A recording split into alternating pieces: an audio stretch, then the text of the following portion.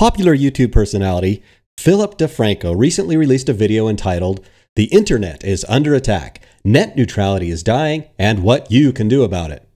Now, I rather like Philly D, and although he gets most of the facts right, he appears, like many people, to have been unduly influenced by poorly informed comedic pundits, like John Oliver, regarding what net neutrality really does regarding internet service providers. So I'm going to respond to some of the points that Philly D makes in the first 4 minutes of his video. I'm going to do that by using some articles and an interview between Reason Magazine's Nick Gillespie and FCC Chairman Ajit Pai to clear things up. And with that little bit of introduction, let's just jump into it. Let's just jump into it. The first thing I want to talk about today, the first thing we have to talk about today is the FCC and net neutrality. If you've watched the show for a while, you know we've talked about this a lot over the past few years. It's important we talk about it again today because net neutrality is once again under attack. And just a brief refresher on net neutrality, the idea behind net neutrality is you have a free, fair, open internet. You have a level playing field. It keeps the internet service providers from being able to influence what people do online. In 2015, the FCC labeled broadband internet a Title II, which made it a utility. And this meant that legislation could stop ISPs from throttling, creating paid fast lanes, any other control over broadband speeds. 2 quick points here. First, it is important to remember that prior to the 2015 net neutrality regulations passed under the Obama administration, the internet was being regulated under the Telecommunications Act of 1996, an act that was specifically designed to allow for the internet to boom into how we know it today. The Title II provision that Phil mentions is actually from the Roosevelt administration of 1934 that was designed to break up monopolies. It was written long before anyone even envisioned the rise of the internet. Now, there wasn't a sudden problem in 2015 that arose and needed to be addressed via this outmoded 1934 law. Rather, there was just the fear that a problem might emerge based on a few isolated cases. And so the old law was invoked in a case of preemptive regulation aimed at preventing a problem that didn't yet exist. Second, it is this fear of what might happen that net neutrality proponents point towards. They often use this sort of cars on the highway imagery to appeal to our sense of fairness. On the left is the idea that everyone gets fair and equal access to the internet under net neutrality laws. And on the right is the alleged problem that could exist if providers decided to deliberately slow traffic if people don't pay the high fees that ISPs want. The trouble is, prior to the new FCC regulations of 2015, which actually reflected that old law of 1934, remember, ISPs actually didn't have a history of forcing people into the slow lane. Instead, they had a history of the reverse. They were building infrastructure so that they could offer greater and greater speeds and thereby get more people's businesses. They knew that offering fast lanes was something that consumers wanted, and that's what led to the boom from 1996 until 2015. As Ajit Pai said in an interview with PBS, there is significant evidence that investment in infrastructure has gone down since the adoption of these rules. For example, there's a study by a highly respected economist that says that among the top 12 internet service providers in terms of size, investment is down by 5.6%, or several $1 billion over the last 2 years. And amongst smaller providers as well. Just literally this week, 22 internet service providers with 1,000 customers or less told us that these Title II regulations have kept them from getting the financing that they need to build out their networks. And, as they put it, these net neutrality regulations hang like a black cloud over our businesses.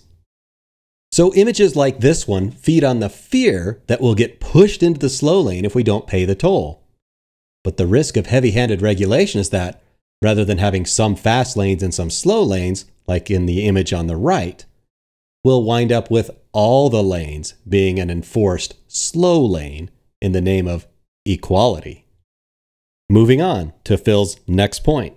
The worry here was that these ISPs would favor certain websites or services, and if you went to any others, they would throttle broadband speeds. We're already kind of seeing this pop up with wireless data, but it's always being touted as an incentive. A certain cell service says, hey, if you go with us when you watch Netflix, that doesn't go towards your data cap. Or maybe it's with Hulu or whoever. Now imagine your broadband internet right in your home. All of a sudden you have Comcast. They say, hey, guess what? When you use Hulu, you get the top tier, the premium speed. And they have an incentive. They own a good percentage of Hulu. But then guess what? Netflix, Amazon, Amazon Prime, those places don't get our fast lane for the internet. It's slower, it's clunkier. Maybe if Netflix or Amazon Prime, they pay us, we'll give them the fast lane. You gotta pay a tax if you wanna go over our fast lane bridge. Imagine if Comcast or another ISP launched a competitor to YouTube, and then they could just slow down the speeds to YouTube for their customers. To which you could argue, and the chairman of the FCC now does, well hey, if an ISP is going to do that, the market will decide we don't want Comcast. The market will keep companies honest and fair, and no.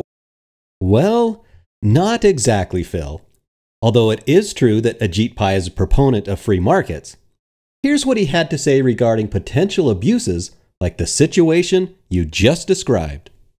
Okay, so let's get right to it. The big fear that many net neutrality proponents have is that once you let internet service providers and wireless carriers do whatever they want, the internet is going to turn into something worse than cable TV, with some content being pushed over others because the parent company owns it, Comcast and Universal, that type of thing. Other content is going to be choked off because they're not paying enough to get best service right to the end, or it's just going to be completely blocked. Why is that wrong? It's wrong for two different reasons. First, it's not the experience we had before these regulations were imposed in 2015. We were not living in some digital dystopia before then when ISPs were blocking lawful content. Secondly, we require under this proposal to require the ISPs to be transparent about their business practices. If they're blocking or throttling or doing any of that, they have to disclose it. And secondly, we empower the Federal Trade Commission to take aggressive action based on its consumer protection and competition authorities to take action against cases like that. If it's a network operator preferencing its own content, that's something the FTC can look at. If it's companies blocking access to content. Would that be legal, though, under these rules? And should it be legal? No, so exactly, we're requiring it to be transparent, and then additionally, to the extent that a company is unlawfully throttling traffic, the FTC can look into that. In fact, the last couple of years, the FTC has done that with respect to a few wireless carriers that were allegedly throttling traffic. They said, this is not a lawful practice, we're going to sanction you for it. In other words, complaints of an ISP secretly throttling data as an anti-competitive practice is something that the Federal Trade Commission has investigated in the past, and will continue to be able to do so even without the net neutrality regulations. The ending of these regulations doesn't let ISPs off the hook. On the other hand, ending the regulations does allow ISPs to partner with various content providers to remove data caps on that service as a way to entice customers who want that sort of thing. Under current regulations, this can only be done after an investigation and with express FCC approval. So they say, hey, we're not going to throttle anything. You find out they're throttling or privileging content, then they're in trouble because of their own promises. Correct, but there are some ways that it could be pro-competitive. For example, if they say, we'll allow you to stream all of these services exempt from your data limits, then that's the kind of thing that would be good for consumers. And so we don't want to prohibit different pro-competitive offerings like that. And to get to that point, that's already happening under net neutrality, isn't it? Where certain, particularly wireless carriers, privilege, you can stream on T-Mobile or something, a particular set of Netflix or music services that are not subject to your monthly cap. That is what a lot of the companies have proposed, such as T-Mobile, and it's telling that the first investigations that the prior FCC initiated under these so-called net neutrality rules were involving free data offerings. And to me, it's just absurd to say that the government should stand in the way of consumers who want to get and companies that want to provide free data. That's the kind of thing that is good for the marketplace, and I don't think we should prevent that kind of service. The bottom line here is that the repeal of net neutrality rules does not give internet service providers free rein to start selectively throttling bandwidth, because if they do, they will first have to disclose that they are doing so to their customers, which would be market suicide, and second, they could be subject to an investigation by the FTC for unfair business practices.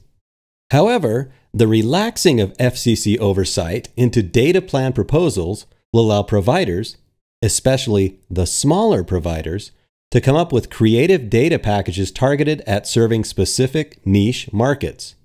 For example, you might see providers that create plans especially for gaming, or for peer-to-peer file sharing, or for streaming videos, etc. So the indications are that the repeal of net neutrality affords more potential competitive upside without incurring much of a risk of a downside. Concerns of evil corporate ISPs grinding everyone but the paid elite's bandwidth to a crawl are founded more in fear than in fact. Finally, there is one last point that Phil makes that I think is worth investigating. Now, stemming from this, we saw Verizon release a statement. They said, "We're very encouraged by Chairman Pai's announcement today that the FCC will move forward next month to restore the successful light touch regulatory framework for internet services." But on the other side, Google issued a statement saying, "The FCC's net neutrality rules are working well for consumers and we're disappointed in the proposal released today." Now, I think it is pretty clear why Verizon would be in support of the repeal of net neutrality, but why would Google be disappointed in it? Is it, perhaps, because Google has thus far been exempted from net neutrality oversight? Or is it because Google now owns the largest video streaming service in the world, YouTube?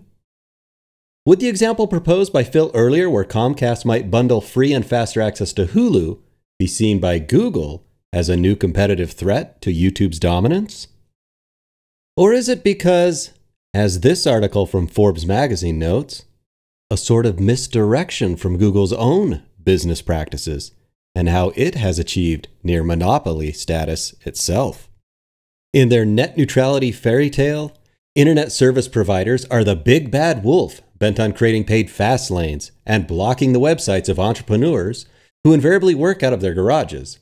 It sounds like a frightful tale, except that ISPs have never offered paid fast lanes or blocked small business owners' websites, run out of garages or otherwise. Meanwhile, the biggest, baddest wolf the world has ever known, Google, swallowed the internet ecosystem whole and spit out its bones.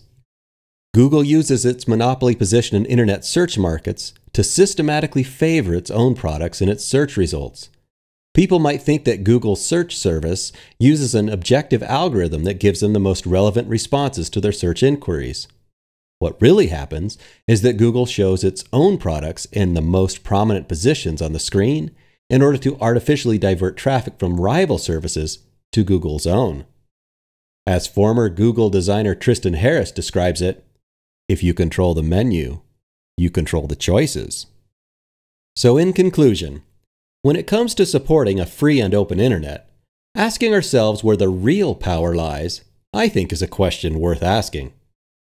Is the potential of ISPs throttling available bandwidth a more dangerous threat than is the throttling of available content? Please, tell me your thoughts in the comments below.